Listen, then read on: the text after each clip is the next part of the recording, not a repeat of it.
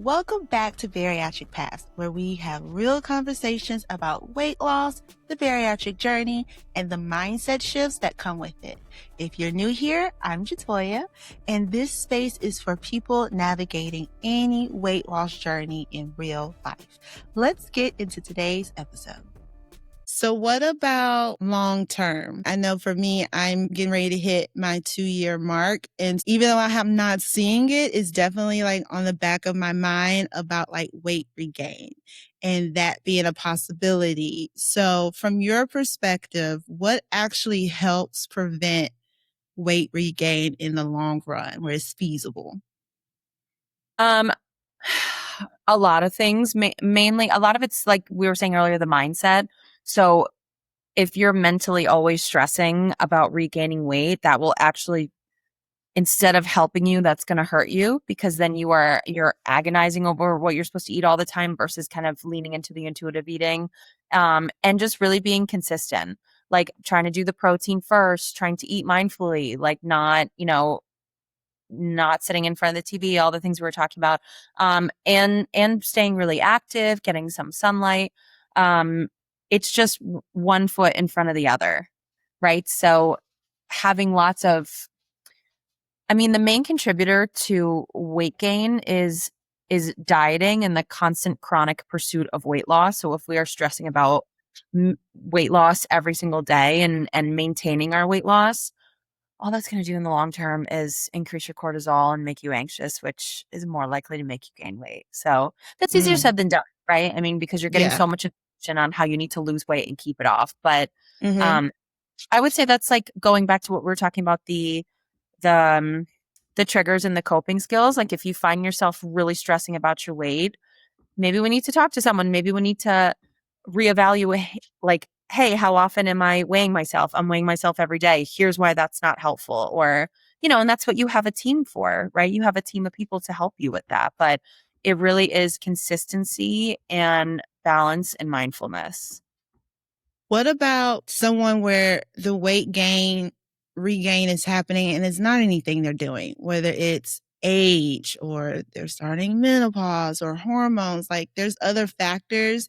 How would you address that person who is kind of like freaking out about the weight regain, but it's really like out of their control? Definitely telling them to pause and take a deep breath, first of all, because this is again a marathon, not a sprint. And if we are gaining weight, okay, there's a reason for that, right? And we can figure that out. And like you said, there could be a million different reasons, and we might need to talk to a couple different people. Maybe it's your dietitian, maybe it's your surgeon, maybe it's your primary care. Like maybe we need to get our hormones tested. So just because you've gained weight doesn't mean you can't lose it again, right? It's just because you ate that piece of cake doesn't mean you're never going to make a good decision again. I think people, that's that all or nothing mentality. Like, oh my gosh, now this is happening, so it's going to be happening forever. Like, and that makes sense because that's just us trying to stay safe and protected. That, oh my gosh, I don't want this to be happening. But if you're gaining a little bit of weight, okay, that's something we can work on. Again, that's why you have a whole team of people to help you. So when you're working with patients and you discuss like the supplements, Mm-hmm. what do you feel like is essential? This is going to help you in your weight loss journey, and some that are just kind of like, it's more of a hype thing than that's realistically going to help you. Yeah, the most important ones are, I would say, just a general multivitamin and the B12, and especially the B12, probably either intramuscular or the sublingual, the under the tongue. Those are non-negotiable. Just especially the B12, just because of the absorption, you're gonna have a really hard time absorbing it without that intrinsic factor in your stomach. So those are the two main ones. The other ones that are really important, especially for women, are calcium and vitamin D. Um, Probably iron too. Those are going to depend on your labs though. So I always, refer back to the surgeon. Like those are my general recommendations. But getting regular lab work is really important too. And just from your primary care doctor, I would say that anything that's overhyped would be probably the stuff you see on TikTok and Instagram. Anything that's making big promises, boosting metabolism, burning, melting fat, the one I see a lot is torching fat. I'm like, torching? Can't we just say burning? Why do we Yeah. have to come up with all these fancy names for We burning got fat? to bump it up, make it even more extreme. Break down my thesaurus, like ChatGPT. What's worse than torching, I guess? What's going to be the new one? It's crazy. There's always something. A lot of that. And anytime they're making grand promises, that's a lot of marketing. So that is the Hmm. stuff I would avoid. Sometimes I recommend an omega-3 if we're not getting a whole lot of salmon or flaxseed, chia seed, stuff like that. But yeah, those are kind of the main ones. What about collagen? Oh, excuse me. That's how she feels about collagen. I'm just Yeah, joking. feelings. Somebody spell that. Um, Collagen, you know what? It's tough. The latest literature I've seen doesn't really support all the claims made by collagen. I don't think it's going to hurt you. I don't think it's anything harmful. I just don't think it does anything super, super fancy. And it is quite expensive. So I'm Hmm. always to be really mindful of a supplement, the more expensive it is. Yeah, because I personally take collagen, and I say all the time, I have no clue if it's working or not, but I'm scared to not take it. I know, and you know, it does have a little bit of protein. Like, again, it's not going to hurt you. What scares me most of all is the price tag for some of them. But Hmm. a lot of times it's like sometimes we get it could really be helping. That's the tough thing. Like a lot of it's anecdotal, right? So people just saying, I take this and I feel better. And while that's not hard data, right, that is still information. So if you're Hmm. taking collagen, you're like, I feel like it might be helping me. Maybe it's placebo effect, maybe it's not, but like, who cares? We don't think it's or I don't think it's harmful at all. So if it makes you feel better, I don't think there's anything wrong with that.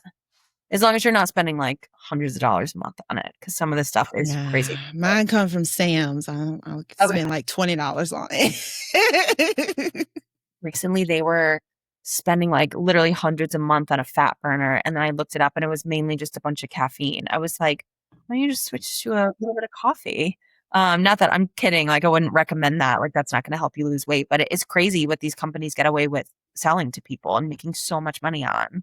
I was on before my surgery. I took phentermine, and it wasn't covered by my insurance, and I was spending hundreds on Yeah, it's a lot. phentermine, and I saw my Adderall was doing the exact same thing. God. Yeah. And that's why a And the lot of times, Adderall's only $10. who's your Adderall plug? That's cheap. No, I'm just kidding. Yeah. And that's why like phentermine, a lot of doctors don't really love to prescribe it anymore because it's like speed, literally. So a lot of people are like, I feel really jittery on this. I'm like, yeah, that's what they used to give people to like stay awake when they were combat veterans in like World War One and Two. But Yeah, it'll do the trick sometimes, but it does not always make you feel good for sure. exactly. It's like, geez, there's always something. Yeah, I know. Oh. All right. Crazy. So if someone is feeling stuck or overwhelmed, what's a phrase that you would love for them to repeat to themselves? Hmm. Let me see. I already used the marathon, not a sprint one. Let me think on this. I had one. Um, oh, here's a good one. I say this a lot to my groups. Nutrition should make your life easier, not more Mm. difficult. So Oh, I wow. That's a good one. that's my favorite because it's true, right? I mean, a lot of times we look at people will embark on a healthy eating journey and they're like, great, now I'm going to have to meal prep and spend lots of money and do all these things. And you know what? Like a chore. They see it as a chore. And sometimes those barriers that they're experiencing, they're very true. Like, I'm not invalidating the fact that sometimes certain foods can be more expensive. And yes, cooking a meal does take a little bit longer than stopping at the drive-through. And you might spend like a little bit of time, maybe meal prepping some veggies or some chicken on a Sunday. So some of that is true. But overall, it is a complete fallacy that eating healthy has to be expensive. It has to be difficult. It has to take up a huge chunk of your life of time that you're not willing to dedicate. Like, healthy eating is going to help you feel better. It's going to help you be more energetic. It's going to help you be at a healthier weight and be more present and mindful.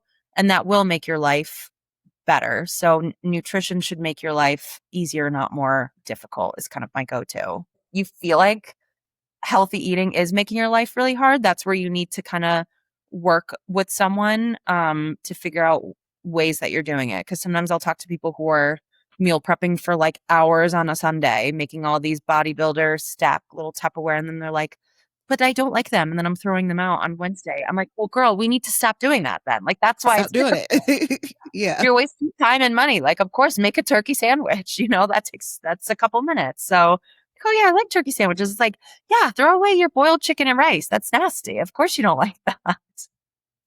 What are just a couple of healthy choices that are not as expensive that won't break the bank? Like just in general. Just in general, like a protein or a meal, or if you're looking for something quick. Yeah. Eggs are always my go-to recommendation. I know eggs are like, And that's high right now. so bad. I think they're finally starting to come down a bit. Yeah, it's manageable. They are manageable, but even when they were still a little bit pricey, when you compare, like, yes, they were expensive, right? I don't want people spending $8 on a carton of eggs, but if you can go and just get even like they're all sort of the same in my opinion. So if you're getting the cheaper ones, when you compare like the dollar per pound of eggs, it's actually a really cheap protein source compared to like a red meat or something. So it Mm-hmm. is a really good, easy source of protein. Peanut butter, super super cost effective. Just a serving is not a whole jar. That's me talking to myself right there. Uh, Greek yogurt. Greek yogurt is my standard across the board recommendation. Just a low sugar one. Super high in protein. It's inexpensive. You can get a whole jar for like $5. Mm-hmm. And really full of probiotics, which are amazing, amazing for your gut. And researchers think that like 95% of your serotonin is made in your gut. And especially after getting the surgery, our gut is different, right? So we have to be Mm-hmm. really careful about putting good stuff in there. Um, Also, frozen vegetables. Nothing wrong with frozen vegetables if you like them. Super cheap and easy. Yeah, those are like $1 a bag. Yeah. That's why people are like, oh, every time I go to the farmer's market, the veggies are so expensive. I'm like, go to Walmart and get a bag of frozen broccoli. It's this, like, love a good farmer's market. However, sometimes I sleep in on a Sunday and I'm missing out, right? So the cheap Walmart frozen broccoli is like your best friend, if you like the frozen stuff. Nothing wrong with that. It's nothing wrong with that. And it's easier to make. To me, it's Yeah. easier. Yeah. Right. Like, wrong with microwaving. Sorry. Yeah. But all right. So at the end of every episode, I like to ask my guests to share a my journey, my business moment. So I love to ask the experts this because it's really fun. So what is something you do that might not be according to the rule book, but it's something that helps you with your journey? So it's your business and you're going to do it. Like something I shouldn't do from a health and wellness perspective. Yes. Ooh, so many to choose from. Let me think. Um, I make so many sweet treats on the weekends. I think my boyfriend is like ready to kill me, but also I know loves me for the amount of like chocolate chip cookies, and now it's like pumpkin spice season, so I Mm. probably average like 2 sweet treats every single weekend. And So he's you like like my bake them or you just buy them? Oh, yeah, bake them. It's like my Oh. Sunday ritual too, and this is also not healthy, like, what do they call it? Like, the rot it's like a rot day on Sunday where we're just, like, we're doing nothing, chilling on the couch, we're watching football, hanging out with the dogs, and it's Yeah. perfect opportunity to It's bake some mental health. Satan. Of course. Well, this has been a really good conversation. Thank you so much for just being very approachable and realistic when it comes to nutrition, because I think sometimes we do overthink it and put way too much effort. Well, not effort, but too much thought into it when we just need to live. Like, just live and eat, guys. It's okay. So if anybody wants to connect with you, either to work with you directly for more support, where can they find you? So, I would say the best place for people to reach me would just be by email, and they can always shoot me an email, or call me on my business line, and we could always set something up to chat. Yes. So we'll be sure to add that to the show notes. So if you do want to reach out to her, you can. But thank you again, Chloe. This was awesome. Yay. Yay! I love it. Appreciate it. This episode may end here, but the journey doesn't. Parallel Paths is the Bariatric Paths membership for people who want continued support, real conversations, and connection beyond the podcast. If that sounds like what you need right now, go to www.bariatricpaths.com and see if the community feels like the next right step for you. Remember, your journey is yours, but you are not alone. Go out there and crush it. Bye.